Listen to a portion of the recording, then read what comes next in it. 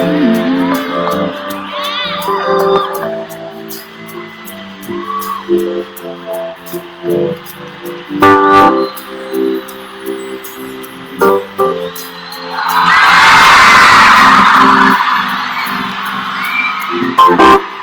higher you build your barrier, the taller I become. The farther you take my rights away, the faster I will run. You can deny me, you can decide to turn your face away. No matter, 'cause there's something inside so strong. I know that I can make it, though you're doing me wrong, so wrong. You thought that my pride was wrong. Oh no, something inside so strong. Oh, something inside so strong.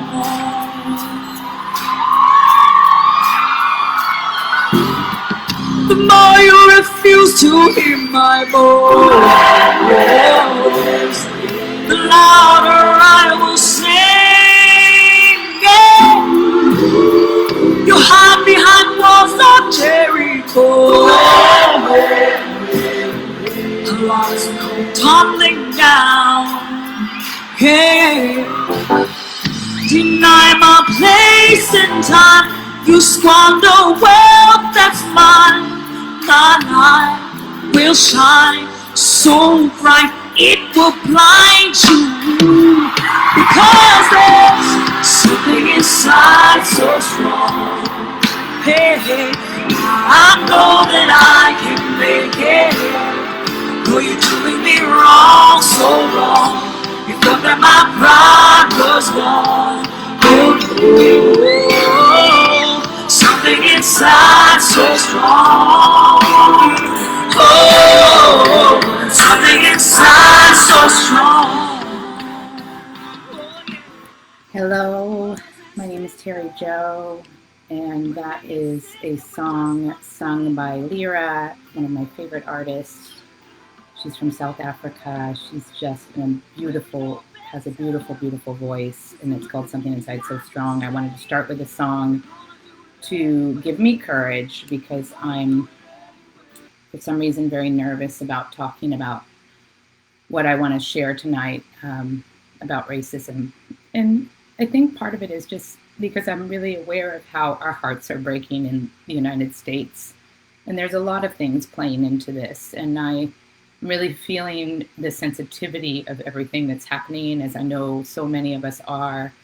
And there are so many points to this big change, these big changes that are happening. And, the way I see it is it's all a spectrum. Everyone's in it at different places on the spectrum. And I learned about the spectrum being a teacher, particularly learning about the different ways students learn, and how we have strengths in some areas and weaknesses in other areas, natural abilities in some areas that aren't as strong. And that's true for all of us.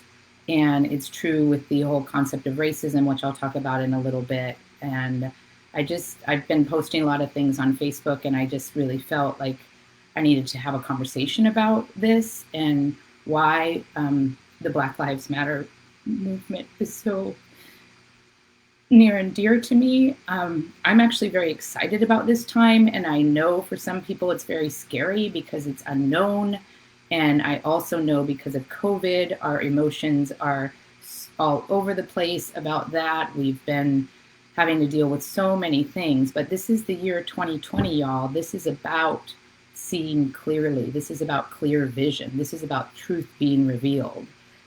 This is why so many people that we've admired are falling from grace, and statues are coming down, and things that we thought were one way are being revealed that wasn't the whole truth. And this is really important that we find our courage to face this. And there are a lot of people that are very angry about what's happening, and I can understand that. It's a natural response to be uncertainty, and everything in our life has been shaken up, not only here in the US, but in the whole world. And in the US, it's a much more intense, I think, than most countries, because COVID is really on the rise. And then with the public viewings of the police brutality, the murders that we've seen of Black lives, of Black bodies, that's really stirred so much. And yes. And so I just want to share, I made a whole bunch of notes, and I'm probably not going to go by them. There's like 3 pages of them. But I want to start by saying something that I think is a big misunderstanding, because we tend to, the ego, and I'm not saying that in a superior or some psychologically smart way, let's just call it the way we're wired on the ego level, loves to categorize, polarize, and right, wrong everything. And it doesn't see a spectrum. And the spectrum version of things really helps when we see, like, some people are in one place of understanding and they have further to go in understanding. And so the first thing I want to say is I love my country. I love the United States of America. I know I'm very lucky and privileged to have grown up here, particularly as a white person, but as a human. I mean, there are a lot of opportunities that I've had here. I grew up in a very kind of normal, average, lower middle class family in Westchester, California. I went to 1 elementary school, 1 middle school, 1 high school. I was Lutheran, which is a pretty mild religion as far as the religion. I was raised Lutheran. And, I've had a good life, and I've also been incredibly obsessed with psychological growth. And that happened when I was around the age of 23, after I'd gone to college and I got a job and I was living my life the way I was supposed to, working toward the American dream. And I just really started looking around and thinking, like, this is not what I thought it was. And so I started to question, like, the meaning of life. And that led me on a very deep journey into the psyche and the soul and the shadow, and wanting to understand why people are the way they are. And of course, that always pointed me back to understanding why I'm the way I am. Because everything is, the keys are all inside of us. And so if you want to learn about any kind of pattern in behavior, look at yourself, because you have the patterns. You're on the spectrum somewhere with everything, with every behavior, including addictions, including distractions. So I want to say that I love the United States of America, and I haven't been proud of this country since there was a bit of pride I had in the middle where Obama was the president. And I'm not trying to get political here, because I know that then immediately turns people off, and I really want to build a bridge. But I was in Mexico teaching at the time when Obama got elected. I actually left to move to Mexico because Bush got elected. And for some reason in my being, that was a very out of alignment choice that the United States made. And it was the deciding factor. I was already leaning in that direction. And when that happened, I moved to Puerto Vallarta and became a teacher at the American school. It was a beautiful 5 years. But I remember being in my principal's office the day Obama got elected, and I was so happy and hopeful, because he's a good man. He's not a perfect man, but he was a good man. He's a Black man. He is eloquent. He is caring. He made us feel safe. He was kind. He was articulate. He was just caring about humanity. And that didn't really matter if he was Black or white. I just thought, wow, there's hope for us. And so there was a respite of I've been disappointed in the United States for a long time. And a lot of it was because I saw the capitalism. I saw the materialism. I did a cross-country road trip where I drove from Los Angeles to New York by myself before I moved to Mexico, because I wanted to make peace with my country, because I knew I had so much judgment about it. And on that trip, which was an amazing trip for 5 weeks in my little red Honda, staying at youth hostels and staying with a few friends and family, I saw the beauty of this country in terms of topography and in terms of meeting some people that were amazing. But I also saw Walmarts in every big city, and all the little towns as ghost towns, where the little shops were, where the baker was and the tailor and all those essential businesses that were mom and pop stores. And then here's this Walmart on the outside with, hundreds of cars in the parking lot. And that broke my heart. And so it helped me understand that I needed to leave. And so I think we sometimes do need to leave our country so we can learn. And I learned a tremendous amount in Mexico. I love the Mexican culture. I loved living in another country. I love traveling and seeing and learning so much. But I have left home, and there is something to that in expanding your horizons and expanding your viewpoints of the world. I've also traveled a bit. And so anyway, I just wanted to start with that I love the United States. I know it's an incredible place. And right now, we're not looking so good. The whole thing with people fighting over whether they need to wear masks, which is something that is totally mind-boggling to me, given that it's the kind and considerate thing to do to care for each other. I don't really understand the argument on that, except that it feels very entitled and very like a spoiled kid. And I feel the world has seen the United States as a big spoiled kid, No offense to kids, by the way, because I love kids. So I want to share that you can have love for your country and not be a nationalist and not think that it needs to be number one over other countries and not need to do the whole better than, less than game. Like, we don't need to do that to humans, and we don't need to do that as a country. And so I don't call myself patriotic. I don't call myself, actually, the flag is offensive to me now because of what it stands for. And I know we're in the middle of changing that, and that's exciting. And it's also very hard. I want to share a little bit about the monuments and the symbols coming down. I'm all for all of that. And I know people say, where do we draw the line? I don't know where we draw the line, but we let the people that are hurt by these symbols and statues and monuments be the deciders of this. That's so incredibly important to me, because the symbols that are coming down are symbols of mythology, really. They're not symbols of our history. And they don't define our history. We're not erasing our history.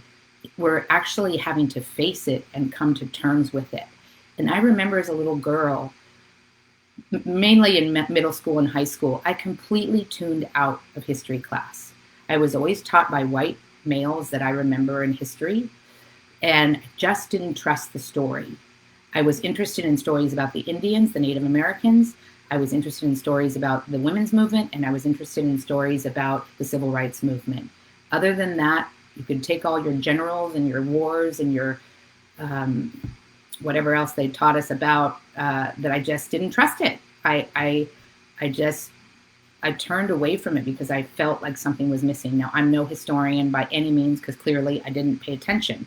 But now I'm riveted by this movement. And so I wanted to share a little bit about that. Why am I riveted by this movement?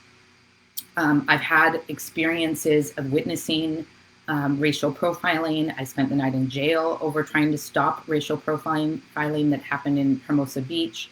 I was called a fucking bitch, a fucking Gandhi Malcolm X do-gooder, and told by the cop that he was going to teach me a lesson as he took me to the station.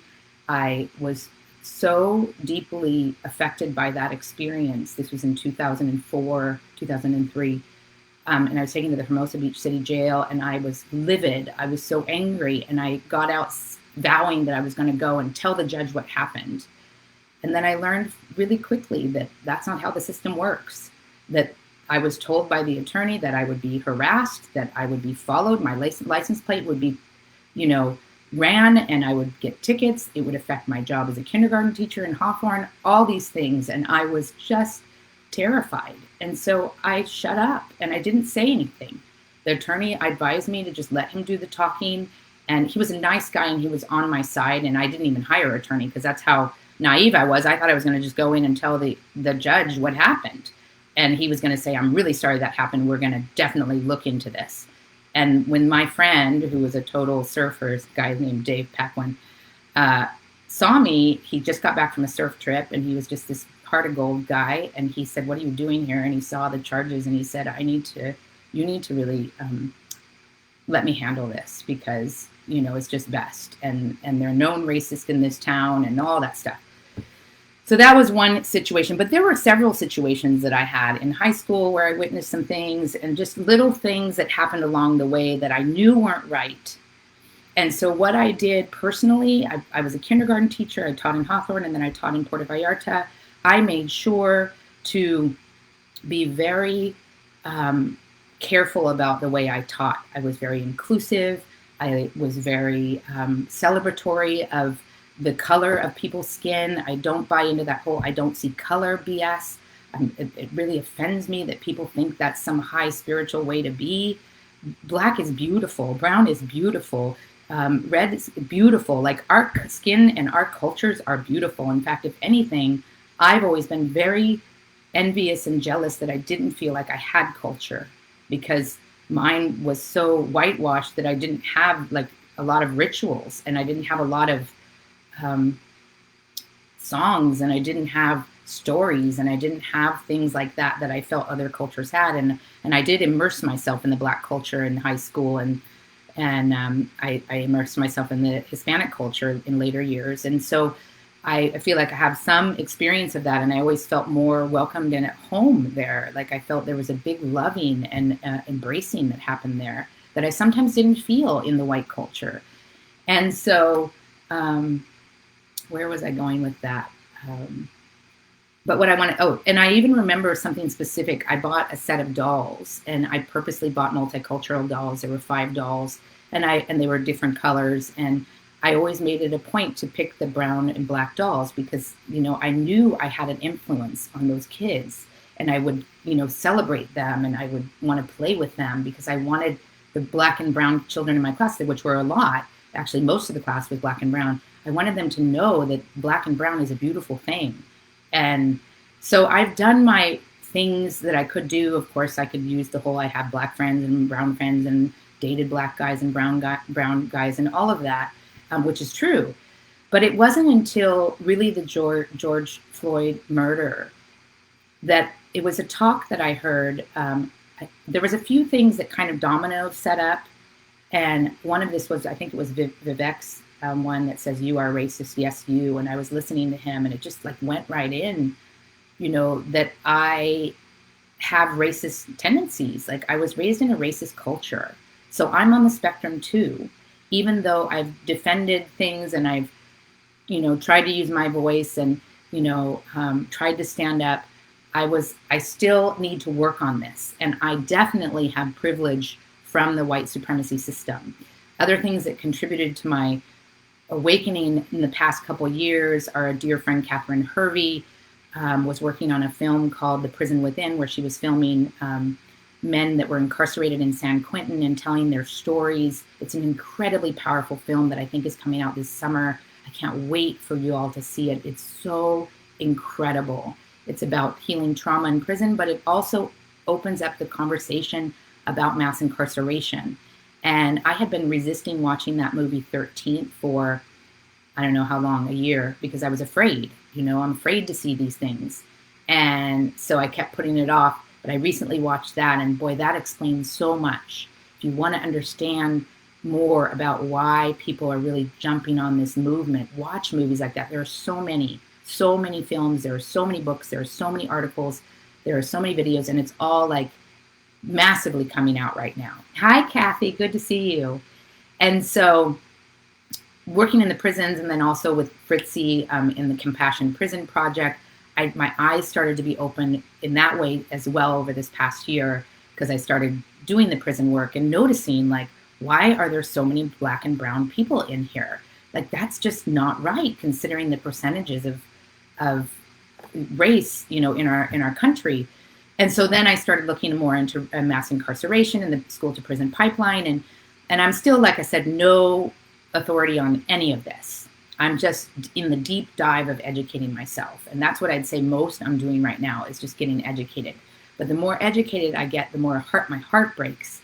And the more I realize, like, we have to do something about this. We have to take action here. We are the ones that benefit from this system. Our ancestors are the ones who set up the system. And just saying, like, I don't see it, I don't see it, I wish they would just work harder and get a job or do whatever they need to do and stop complaining and make this go away, that's not the answer to this. Even empathizing them is not the answer. We need to do our emotional labor to heal the wounds, to feel what our ancestors did. I've been very aware that my ancestors are around me, and probably even more than my ancestors. There's a collective group of white ancestors that are saying, yes, go forward, heal this, talk about this, share about this, be relentless in this, be resilient in this. And I'm tired, and sometimes I'm like, oh, this is too much. And I just am like, okay, Spirit, what can I do now? What can I do now? And I just signed up today for a daring to rest in racial justice, with a racial justice theme. And I'm excited about this 40-day yoga nidra, is that how you say it, process, because I've never known how to rest. I've always felt on the edge of my seat. I have knots in my neck right now. I've always felt this calling to speak up, to do something. And now this is our time. And I know what's really beautiful is I have a powerful Facebook page with, I don't know how many people, but lots. And I've collected a lot of friends along the way in work that I've done, in volunteer work that I've done, in spiritual growth work that I've done, in healing work that I've done, in circles that I've been involved in, of all different backgrounds and colors and genders. And I mean, I have such a melting pot of friends, which I'm so grateful for. And a lot of them are on board with this. Like, we're all like, I'm talking friends, and we're like, oh my God, there's just so much to learn. I can't even get enough. Like, there's so much information, and we're very stimulated by this. And a couple of my friends have reached out and said, oh my gosh, I'm dying down. Like, I'm a little worried it's going to stop. And we're like, no, it's not going to stop. Like, there's a momentum here.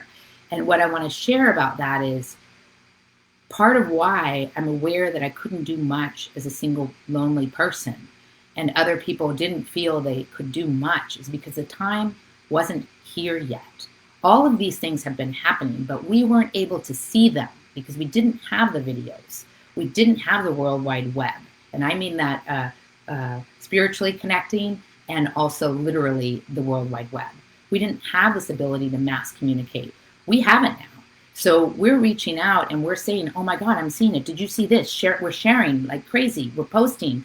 We're revealing this. Jim on the, I don't know if you're still there, Jim, but Jim's been posting some amazing things. And I mean, so many people are sharing these amazing, heartbreaking. I'm not trying to, they're heartbreaking to see, but they're truths, and we need to see them.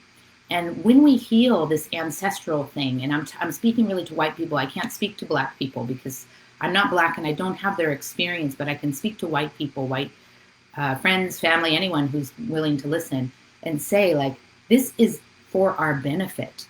This is for, of course, for people of color, but we also stand the opportunity to get free here. This is a guilt that has weighed us down, whether we want to see it or not, for centuries. We, on somewhere in our cellular level, we know what we did. No, I didn't personally own slaves, although maybe because I believe in past lives, maybe I did. I don't know. But I know my past relatives did. And we have this opportunity to really face it, to look at it, to dissect it, and then to start seeing what can we do to dismantle things. And I already know a lot of things have shifted since the murder of George Floyd in particular, but Breonna Taylor and Ahmaud Arbery and all these other people that was like a succession in a row. But it's been happening for, like I said, centuries, 400 years, to be clear about that. And so this is this amazing doorway.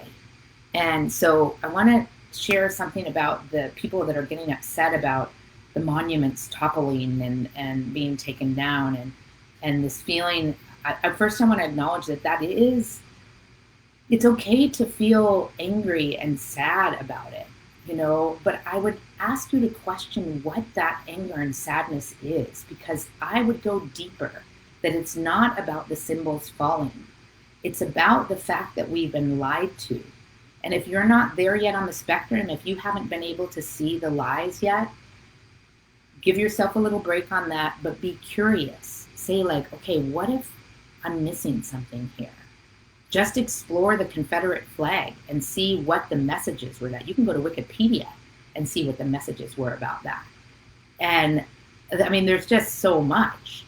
And I want to say something else, because I know people can find what they want to find and the opinions they want to find. But we've already lived the narrative that white people are great and they built a strong nation. We all know, and it's not even up for question, that we stole this land from the indigenous people that lived here. If you don't know that, then there's no point in us talking. Our whole country is based on a lie. European settlers came over here wanting to get away from the kings and queens. This is a little bit of history, I know, and I'm probably even going to get this wrong. And they stole the land from the people that lived here. And the indigenous people and what we've done to them is a whole nother conversation. A big conversation.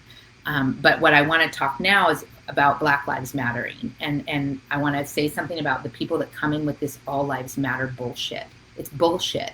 It's mean. It's hurtful.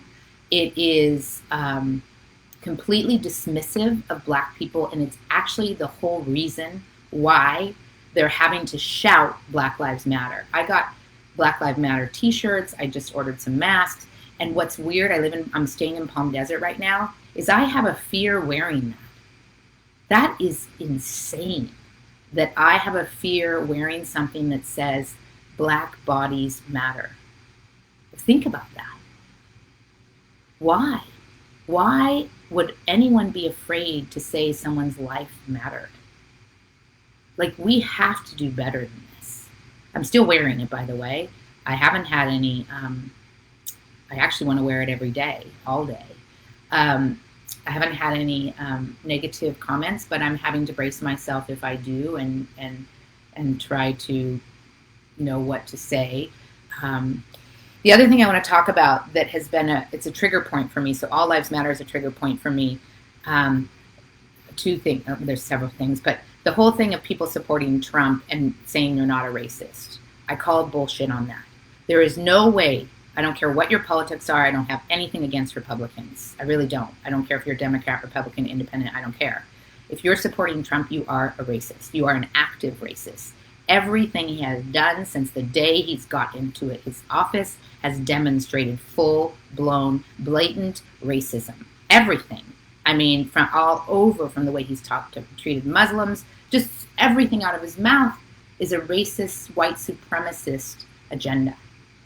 And so that's just off the table for me. If you're a Trump supporter, even though you're a good, kind, caring person, I get that. I'm not saying you're not a good, kind, caring person.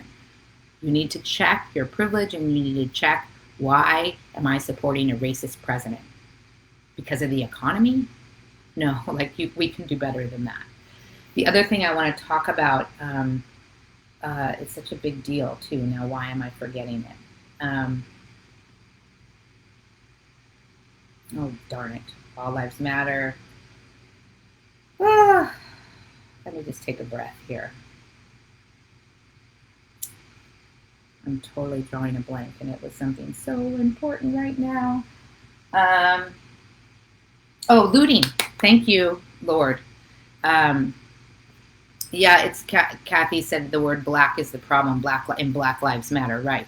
People don't want it, but it's more than that. It's the racism underneath that. They don't want Black lives to matter. I just lost my thought again. Looting. So the thing that sends me over the edge is people that are saying, but this looting is just not right. This burning down buildings is not right. People are dying. Wow. So the protests have died down to some degree. The looting and the burning and all of that happened basically during a certain period of time, and it was very intense and it was very scary. But if you listened to any of what was going on, and if you understood systemic racism and white supremacy, you would understand. Black people have been trying to get our attention, and other people of color as well, for years on this. And we do not listen. It doesn't affect us because we benefit from the white supremacy system. So we have casually said, oh, that's too bad for them. Let me get back to my white privileged life. And we weren't listening. So I'm all for doing whatever you need to do to get our attention. Yeah. And the other thing is, there were more than black and brown people looting. There were plenty of white people looting. There were people that were wanting to incite violence that were white. That's been very clear. And the other thing I want to say is, we have been looting from them for 400 years. We have been burning, raping, and murdering them for 400 years. They can't have 3 days of unrest. They can't have their anger. How dare we try to tell them how they need to stand up for their lives? For their lives. I want to give a plea to anyone who's a mother here. I'm not a mother. But if it was your white sons that were being murdered, your white daughters that were being raped, your white children that couldn't get ahead in this world because of the system that was stacked against them, you wouldn't have some empathy and compassion for them? I mean, come on, we can do better than this too. So I am embracing this wholeheartedly. I am all in. I am also calling out people that have a platform, white people that aren't talking about this, that aren't, if I look on your wall and you're not saying something and you have a public platform, I'm going to say something to you. I mean, I'm tuning in to see what I'm called to do, because it's not every single person, but I just had a newsletter the other day that came in with 5 white people doing topics and not one of them talking about racial justice or Black Lives Mattering. And I wrote to the woman and I said, hey, what's up with this? You know, and she wrote back and said, I don't do anything political and I don't talk about current events. And I wrote back to her and I said, so you haven't talked about COVID? She has. She admitted she has. She also went on to say that somebody called her a friend of hers and wanted to talk about growing up as a mixed race, and she said no. And so we had what I want to say to this is, and I don't mean this as a criticism, we had a really wonderful conversation. And it was a big deal for me because I've burned bridges, because I'm hot-tempered and I get mad, and I'm really trying to work on that. And I was able, when she was telling me that, even though I was fuming inside, I was like, okay, like, how can I build the bridge? And so it was invitational. It was like, have you considered this? Did you notice there's an incongruency in what you said? And she really listened. So that's where, again, the spectrum comes in. Like, I'm really looking at that. We have this ability to influence each other. And I'm going to make a public apology for how I've come across that I've been judgy and I've been shaming, because that's where I've been with my emotions at times. I'm really trying to work on it. But it is hard, and it's hard for a lot of us because we're feeling so much. And this is on every level of the spectrum. We're feeling so much. And so we have to make room for that. I listened to Iyanla Vanzant. I'm so proud of Ron and Mary, which is my USM, is a big part of my life. It's where I got my master's in spiritual psychology. It's an incredibly beautiful community. It's largely white. That has been a disturbing point for me, and I think many of us, for a long time. But Ron and Mary have been doing these Zoom gatherings for grads over the past few months since COVID hit, and they've been really nourishing, and they let us share, and they stepped it up and got Iyanla Vanzant to speak to us, and she's a USM grad and a powerful speaker. If you haven't heard Iyanla Vanzant, like, look her up. She's on the Oprah Network, got her own show, Fix My Life. I don't know if that's still on the air, but she's a powerful woman. Oh my gosh. And I cried the whole time, 2 hours listening to her tell the stories of the racism she has experienced and still experiences. Things like getting in the first class line at the airplane and people questioning her whether she belongs in the first class line. That happens all the time, people, all the time, to Black people. It's crazy, and I don't think we really realize how hurtful all that is, how much emotional heaviness they've had to carry, and we have a chance to do something about this now. We have a chance to not only say we're sorry, but to do things to change everything. And it will make us better. I promise you that. There is no way in the world we could ever create heaven on earth with an oppressive system. There is no way.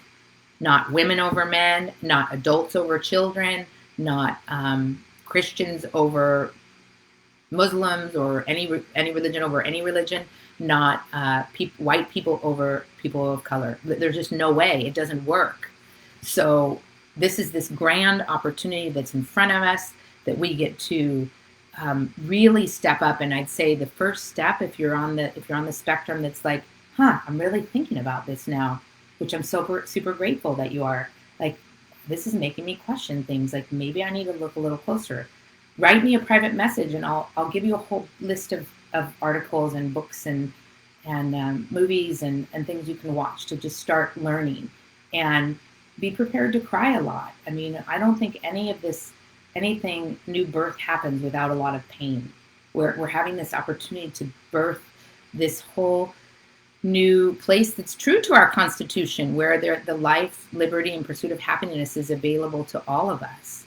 And I'm sure there are other things I want to share, but I want to kind of sum it up by saying we are not trying to change history. We are trying to reveal the truth of history and to be able to deal with it in a way that honors everyone, and that is not slated in a way to favor or to hide things that were atrocities that were committed. And I think that's all I've got for now. I think also just the thing on why do I care so much? I'm not Black. I don't think it's a choice at this point. I think for most of us, once you here's the deal. When you see it, you will not be able to unsee it. I guarantee it.